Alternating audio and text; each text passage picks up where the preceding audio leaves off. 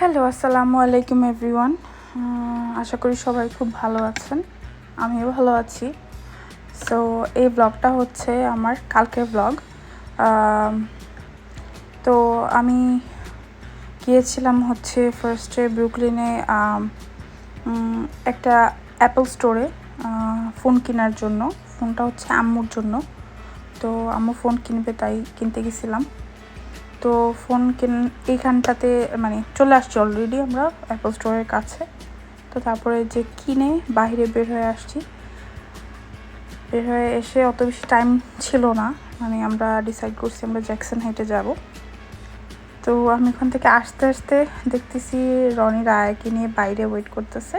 মানে রায়াক নিয়ে ইনসাইডে বসতে পারতেছিল না গাড়ির, এই জন্য বাহিরে দাঁড়ায় আর কি প্লে করতেছিল রায়া। সো তারপরে বললাম যে তোমরা আসো, আমরা যাই, চলো, কেনা হয়ে গেছে।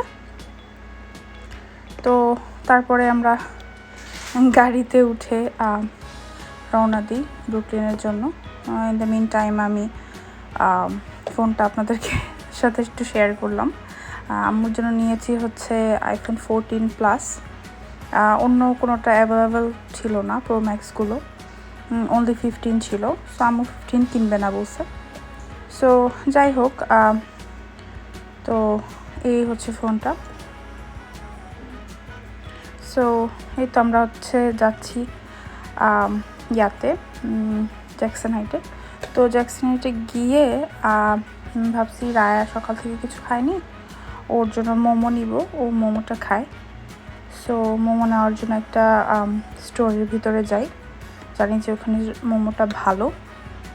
সো মোমো নিতে গিয়ে ঢুকেই আমি সারপ্রাইজড, কারণ ওখানে ছিল হচ্ছে রনির ফ্রেন্ড আর ফ্রেন্ডের ওয়াইফ।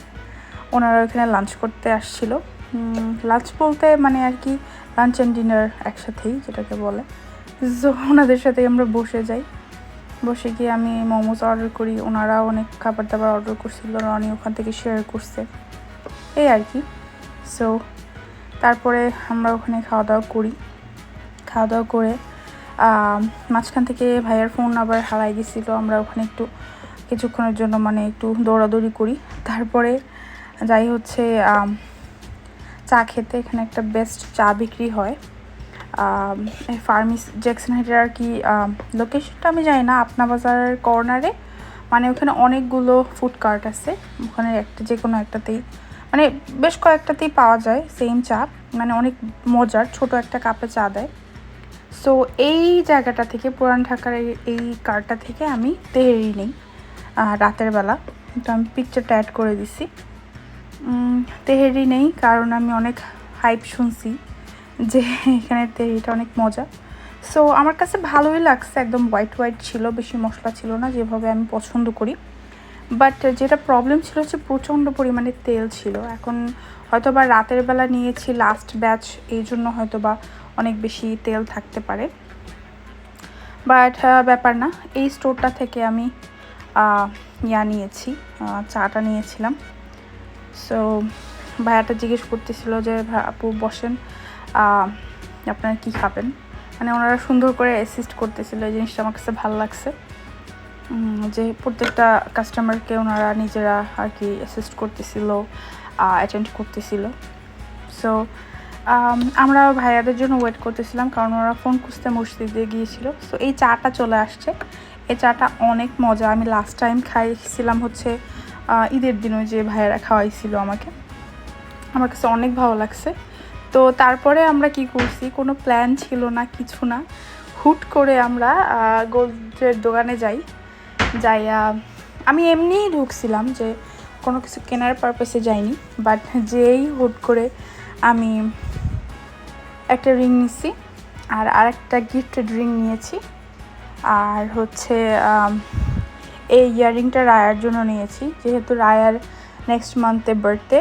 সো ভাবলাম যে ওর কানটা পরাই দিব আর এই ইয়াররিংটা পরাই দিব। সো ফোকাস করতেছিল না একদমই, মানে খুবই সিম্পল ছোট দেখে আমি নিয়েছি, যেটা খুব একটা বদার হবে না। ও পরলে পরে অনেক বাচ্চাদের বদার করে, সো এটা ওরকম হবে না। খুবই ছোট নিয়েছি, কারণ বড়গুলো ওর আছে অলরেডি, গিফট পাইছে, আর ছোট ওর একটা দরকার। সো এই জন্য এটা নিয়েছি। তারপরে হচ্ছে আমি আমার রিংটা দেখাবো। এই রিংটা খুবই র্যান্ডামলি কিনছি। আমি জাস্ট থিঙ্ক করতেছিলাম অনেক দিন ধরে যে আমি একটা নিজের জন্য একটা রিং কিনি। সবসময় গিফটেড রিংই পরে পরে মানে আমি অভ্যস্ত। রনি দিছে, এই দিছে, ও দিছে, বিয়েতে পাইছি, সো ওগুলাতেই বেশিরভাগ পরা হয়। সো এইটা আমি নিজেকে নিজে গিফট করলাম, মানে নিজে ফার্স্ট টাইম কোনো গোল্ড কিনলাম। জিনিসটা খুবই আজব, বাট খুবই লাইক আমার কাছে খুবই ভালো লাগছে। রনিরও পছন্দ হয়েছে আংটিটা। সো এই ছিল আমার blog, just to share with everybody রনির একটা holiday. So thanks for watching. আল্লাহ হাফেজ।